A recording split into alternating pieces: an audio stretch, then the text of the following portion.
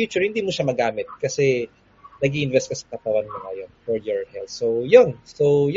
Better diet as well. Yun yung ma-recommend ko. I think si Jendi can give more views on the insurance side, di ba, Jendi? Yung may mga yes po.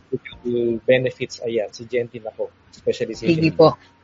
In addition po dun sa sinabi ni Sir Adriel tsaka ni Sir Renzi, tama din dapat Rain, alam mo din po ano yung current status mo current status, no? Kasi tulad din ni Sir Adriel, meron din akong clients na tinatanong ko rin talaga saan sila magre-retire kasi may mga clients ako for so many years na after paying their life insurance policies here in the Philippines, nag-migrate. So eventually, kasi since VUL yung mga policies nila, so full withdrawal na sila dun sa policies nila. So, I allowed them to do that kasi nga, maganda talaga yung healthcare system sa ibang country. So, number one. Pero for those naman na recently lang, meron akong client din na aalis pa lang siya. So, hindi pa niya alam kung magtatagal ba siya doon or babalik siya dito. So, kasi ang life insurance kasi, it's a constant naman para sa kanya. So, sabi ko, kung magpalit ka ng country or ng career, meron kang something na constant para sa sarili mo in terms of healthcare. So, yun. So, pag HMO naman, di naman na kasi pwedeng dalhin yung HMO doon sa ibang country kung saan siya mapunta. 'Di ba? So, unless yun. bibili siya ng international health insurance. Yes, oo. Katulad nung di ba, yung AXA GHA at saka Pacific Cross, yan. May access yan sa ibang countries, oo. Tapos may isa pa na kaya nabanggit ko yung kung ano yung current status ni Rain, no? Kasi paano kung si Rain ay hindi siya married, single siya ngayon, supporting the parents, then eventually nagka-family, no? So kasi yun nga nababanggit ko sa mga previous live sessions natin.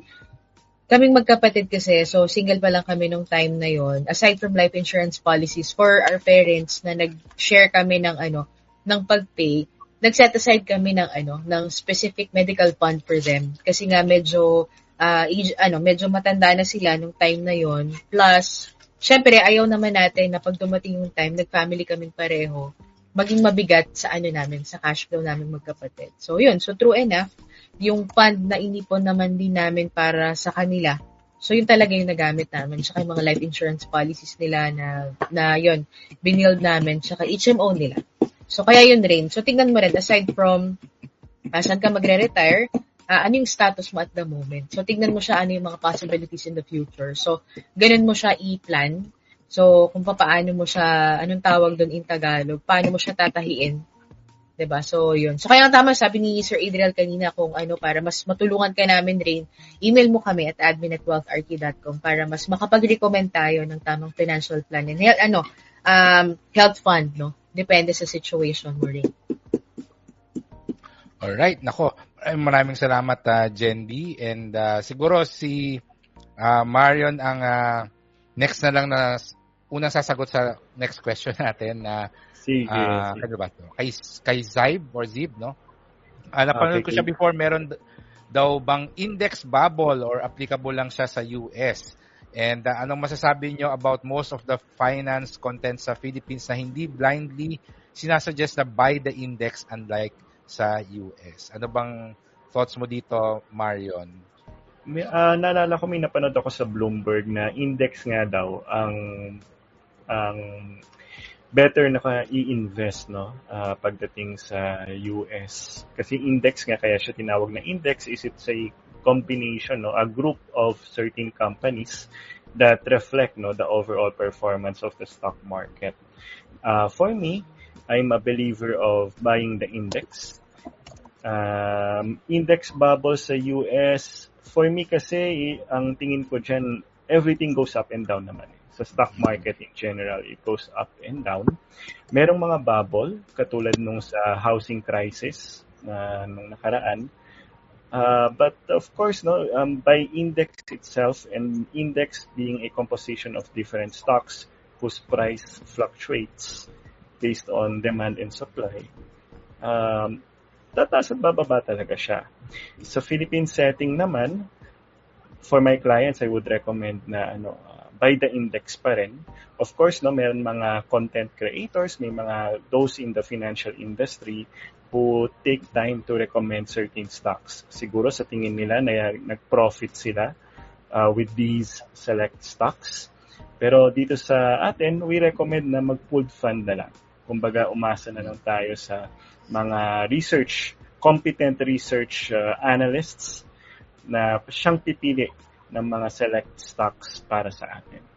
So, yun ang sagot ko para kay Zip. So, I'm an index buyer. Yes, I would do that. Hindi na rin ako, kagaya ni Sir Renzi, wala na rin akong time para pumili ng pa isa-isa ng mga stocks na gusto ko. Yeah, Si Renzi mukhang nag-iisip. Anong sagot mo dito? Tama na yung research. Ang alam ko lang kasi is Tiny Bubbles. Tiny Bubbles. Ang Little Miss Philippines, no? Anyways, okay. Index bubble. Well, nagkakaroon lang naman ng bubble whether any other asset class or index or real estate bubble, di ba? Naririnig din natin for a time. Kapag yung presyo is masyadong mahal from, sabihin na lang natin na normal, no? Normal. Kumbaga, parang halimbawa, kunwari, lahat naman ng bagay may presyo, kunwari, kay ballpen, kay laptop. Kung tingin ng tao na masyado nang mahal to, kesa dun sa normal niya, then that's a bubble, no? That's a bubble. And it's a good way naman na at least na nagko-correct ang market and yung price, kumbaga, bumabalik siya sa tama. Nagkakaroon lang ng bubble, kaya ayun na nga, kapag masyadong mataas ang market from its historical or masyadong yung pag-akyat niya is too fast, too soon. I remember one time, meron akong investor, I think that was nung mga na 9,000 ang market, during, if you still remember that, no, a few years ago, pre-pandemic. Sabi ko sa client ko, may 150 million kasi yun. Sabi ko, ma'am, I think we should go out of the market already kasi during that time, ang akit ang market, too fast, too soon. Kasi ang gusto mo sa market is slowly but surely. Hindi yung masyadong matrek. Sabi niya, sir, we've been here, ganyan-ganyan, volatile na. So, in short, hindi sila umalis kasi my recommendation then was that umalis muna, mag-money market fund. Kapag kasumadsad ang market, nag-correct, healthy correction, then pwede kang pumasok ulit. To cut the long story short, hindi sumunod sa recommendation ko. Ayun, naipit siya. So, yeah, sayang. Pero, yun, ganun nangyayari kapag ka may index bubble. But right now, sa Philippine market, yung index natin, hindi siya mahal. Kumbaga, it's very cheap. In fact, it's super cheap from historical valuations. So, it's not happening right now sa Philippines. Sa US, there are some experts na sabi na medyo may bubble daw. Pero, tagal na yan. May pandemic pa. If I remember it right, nasasabi na bubble ang US stock market. Pero, hindi pa rin siya nagkakaroon ng burst. So, in fact, very much optimistic pa rin ang investors sa Philippine market. So, buy the index, yes, that's true for the US stock market kasi sabi nga ni Warren Buffett, no, you don't bet against the USA. It's very, very confident pa rin with the US market. So, yes, buy the index US market, but buy the index pagdating sa Philippine market, that's another story altogether. Kasi, yes, you can buy the index pero manage yun na rin yung country risk. So yeah, look outside of the Philippines din para meron akong better advice. Yes, buy the index but also vote competent leaders. Ay, nako. Yes. Para tumaas ang index. So Mario Joseph, siguro yes, if I would add to that as well, no, vote with your money. Ibig sabihin, kung yung politiko na tingin nyo magpapataas ng market at, magpapayaman sa atin sa investment, yun ang iboto ninyo. Yes. May follow-up si Zybe sa sinasabi natin. Pero nasa 823. Okay. Kasi ba daw dahil sa US or maraming index funds? Maraming funds yung US in general. Yeah. Pero isipin mo na lang sa lahat ng index funds na yun,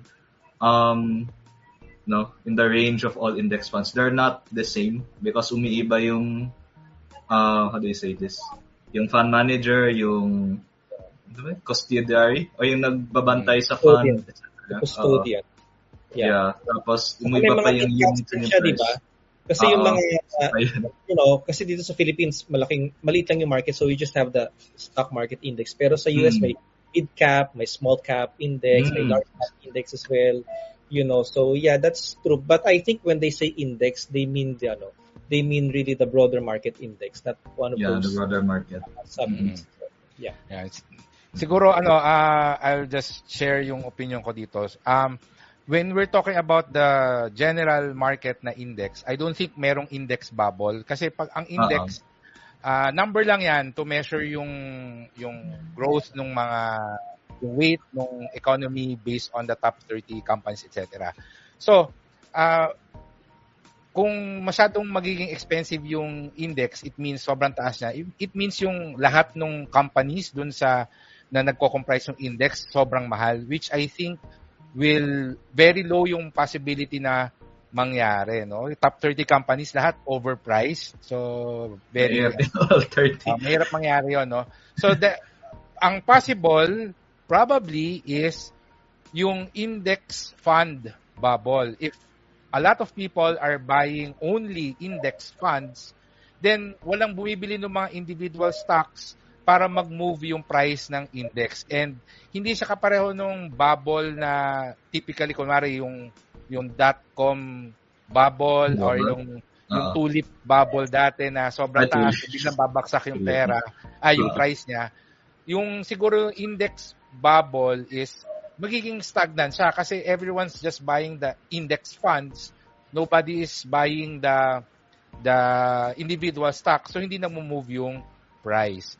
Ngayon, pagdating sa US, katulad ng sinabi ni Zaib, no, na may tech sector, industrial growth, I don't really consider them yung index bubble, but basically sectoral bubble na yon no, kasi you're buying the index na ang tinatrack is a particular sector. Then yeah, definitely pwede magkaroon ng bubble the same way na merong real estate bubble. If you're buying the index that tracks the real estate companies, then pwedeng magkaroon ng bubble. So, para sa akin, loan bubble yung nangyari sa China. Loans pa yun. Yan. Pareho din ako nung sinabi ni Marion na I like investing in the index, but in my case, FM ETF yung binibili ko kasi yun yung pinaka lowest na fees. Yeah. And yeah, it's part of my long-term investment. Okay. So with that, let me give a shout out kay Jubelson Kagakit na nagpadala sa atin ng 50 pesos na super sticker. At dahil dyan, meron sa priority lane at ito ang tanong ni Jubelson, no? Oras na po ba na mag-all-in invest sa power sector this year? Tsaka hindi lang po ako ng opinion nyo sa pag-refund ng Meralco ng mga sobra sa mga customers. Sobra po ba talaga sila maningil para laging magandang standing ng stocks nila? Ayan. Anong masasabi nyo sa power sector? Kasi power sector, always a defensive sector, di ba? Because we all need electricity. We all need utilities. So I think it's one of the safer stocks. Di kasi ako masyado na-follow on the refund news, no, ng Meralco. I think recently, 100 billion pesos yung kailangan nila but i-refund. Tapos, masyadong mataas yung 100 billion. So I think they're planning to do it in tranches. So if they're planning to do it in tranches para lang mabayad yung 100 billion pesos, no, I think it should be okay. Pero I think kailangan mag-step in din minsan, no, yung ERC para hindi na ito mangyari ulit. Because the reason why they did this was overcharging sa price nila sa meter. So hopefully in the future, no, our government, no, or yung regulatory body natin can temper naman, no, para at least on the expectations na yung pagbayad natin ng electric bill. And yun, I'm not sure if you should all in, no, sa investment natin sa power sector because parang masyadong defensive. Now, again, it depends pa rin on your financial goal at the end of the day, no. So if you want pa rin to have a better opinion or re-evaluate yung stock portfolio mo, fund portfolio mo, we can have again, no, a consultation